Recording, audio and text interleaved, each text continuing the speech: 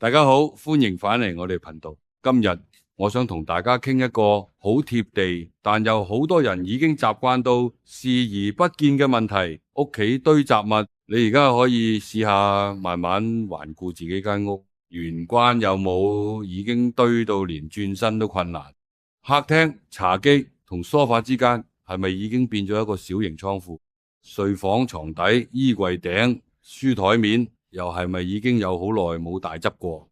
好多人成日話自己籌錢難、儲錢難、財運唔順，但係有時問題唔一定係命格差或者工作唔好，而係你每日生活嘅空間已經被雜物慢慢塞死咗。你有冇試過返到屋企之後成日覺得冇氣？有冇試過明明屋企唔算細，但總覺得有啲地方好逼好亂？有冇試過雖然努力有錢，但係錢總係入嚟容易出嚟更快？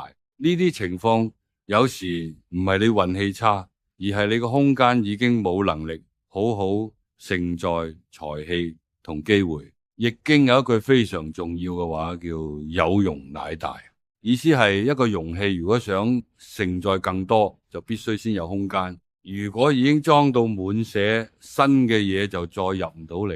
而屋企正正係你人生最大嘅容器，財氣就係你最想承載嘅一種能量。今日呢條片我會同大家逐個位置、逐個角落去講屋企邊啲位堆雜物最容易影響財運同運勢。我會加入生活例子、易經理念同埋幾個問題，希望你聽完之後可以真正停低反思自己間屋。如果你最近覺得錢入嚟容易，出嚟更快，或者你間屋已經有啲位開始令你覺得壓迫冇氣，呢條片值得你聽到最後。第一部分，點解堆雜物會影響財運？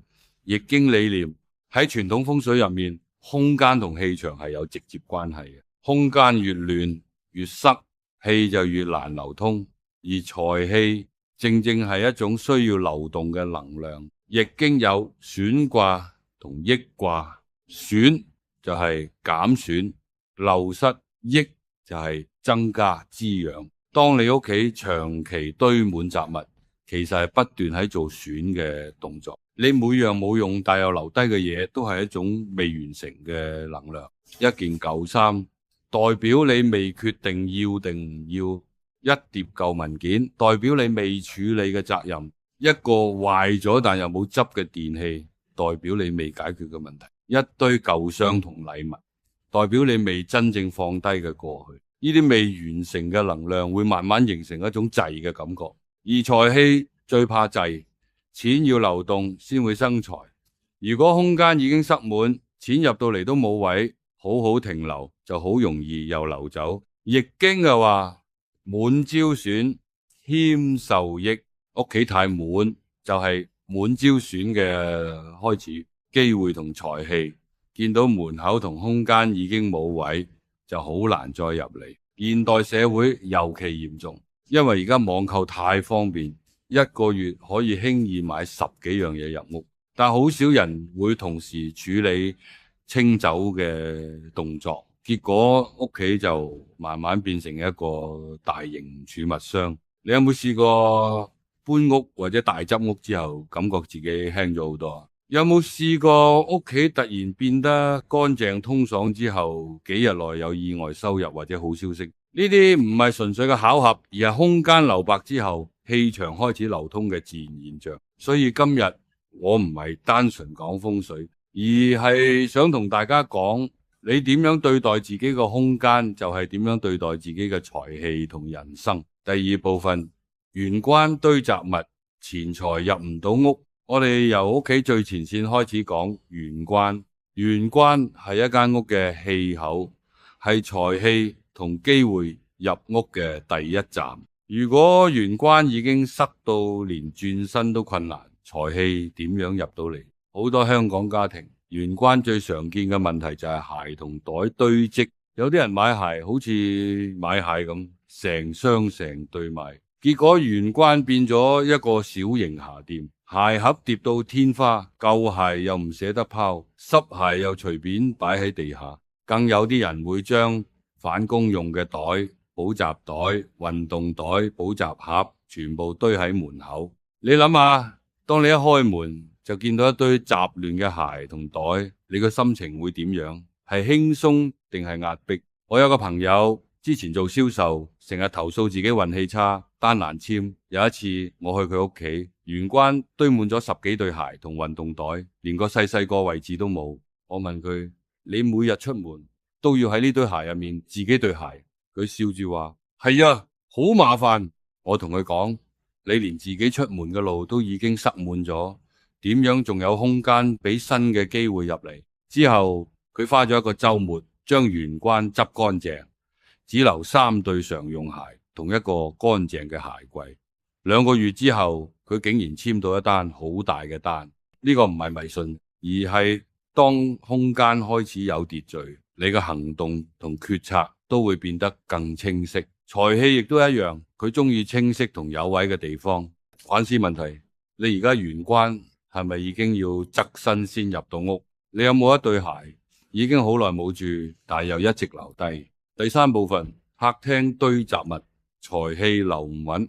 客廳係一間屋嘅臉面，亦都係家人同朋友最常聚集嘅地方。如果客廳堆滿雜物，會影響2樣嘢：家庭和諧同財氣穩定。最常見嘅問題有幾樣。第一，沙發同茶几之間塞滿嘢，有啲人中意將買翻嚟嘅嘢暫時擺喺茶几上面，結果一日過一日，茶几變咗暫存區，文件、袋、玩具、未開嘅快遞、未處理嘅郵件，全部堆喺度。第二，電視櫃同儲物櫃頂堆滿雜物，好多香港單位電視櫃頂會堆滿相架、公仔、裝飾品、舊光碟、未用嘅擺設。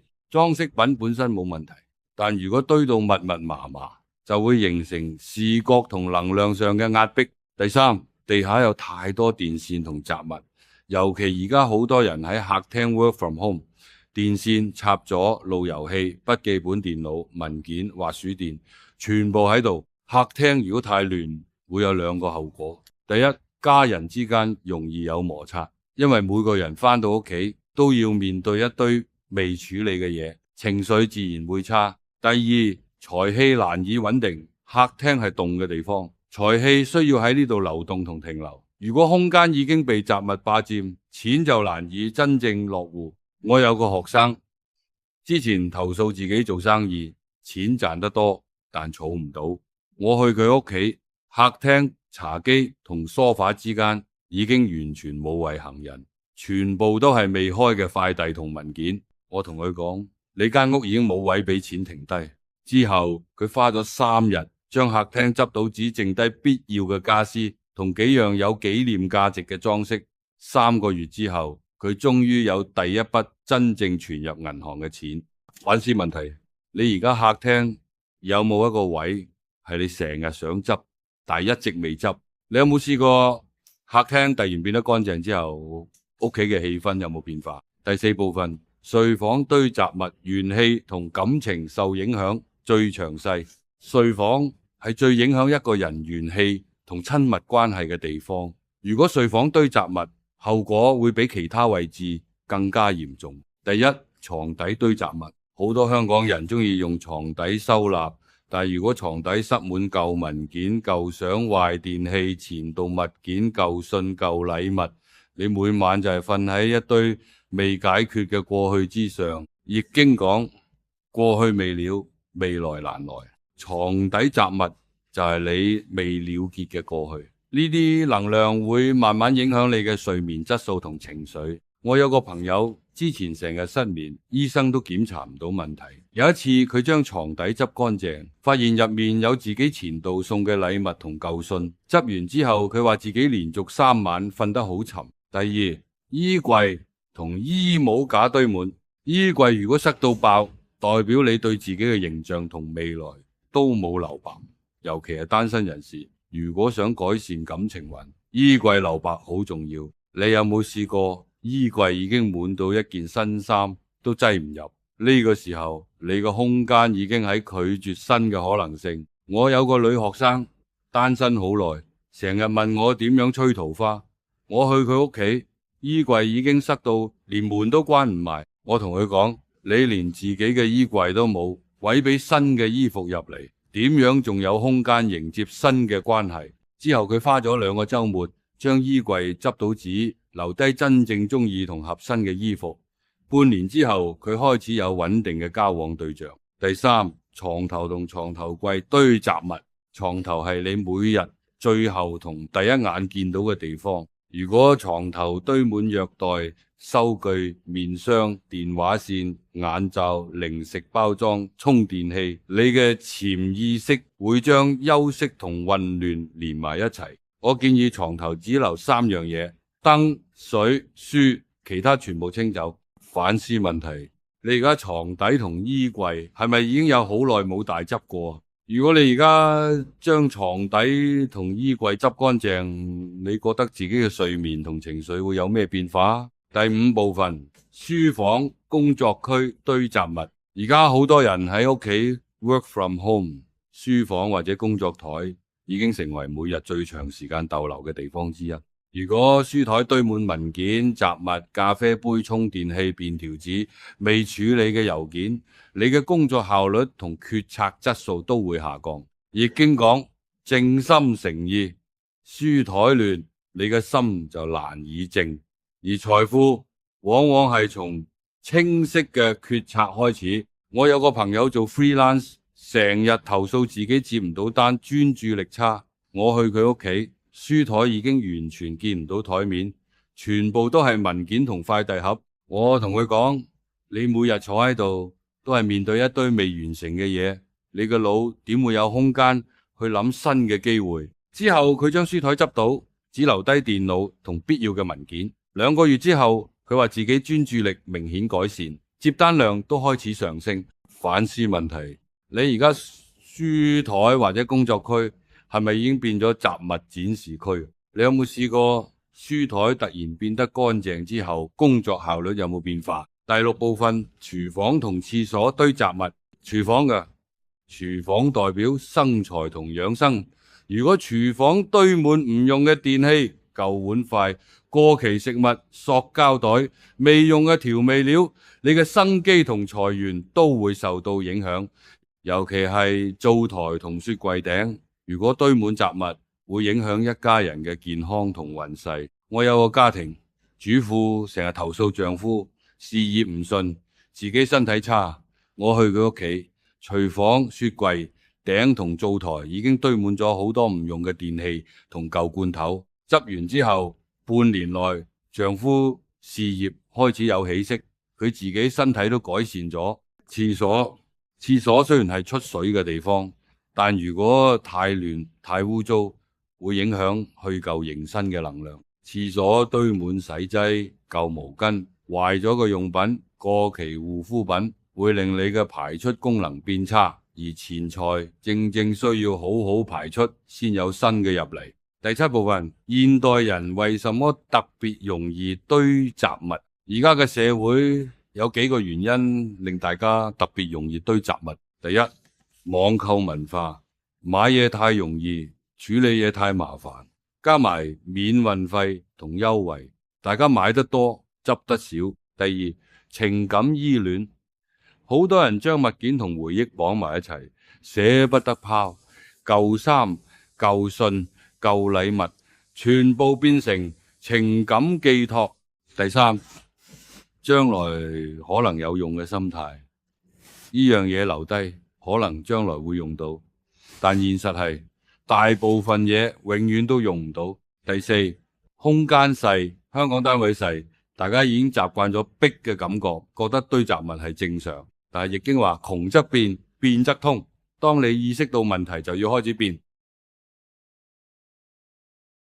第8部分，今晚即刻可以做嘅家居整理心法。最後我俾大家一個簡單但有效嘅整理方法。第1步，分區執，唔好一次過執成間屋，由一個小區域開始，例如玄關或者書台。第2步，4類分類法，留低、送人、賣出、拋棄，每樣嘢都要有去處。第3步，設定一進一出規則，以後每買一樣新嘢入屋，就要同時清走一樣舊嘢。第4步，設定視覺留白，每一個平面、台面、櫃頂、地下都要有至少30%嘅空白。第5步，每日5分鐘，執屋唔需要一次過做晒，每日執5分鐘已經足夠改變氣場。第6步，設定情感界線，問自己呢樣嘢係我而家需要定係我過去需要。第7步，設定定期檢視，每3個月做一次大執屋，保持空間嘅流通。結尾，空間留白，財氣先有位。今日講到呢度，我希望你聽完之後可以認真睇下自己間屋，邊個位置已經開始有雜物堆積，邊個位置已經令你覺得壓迫。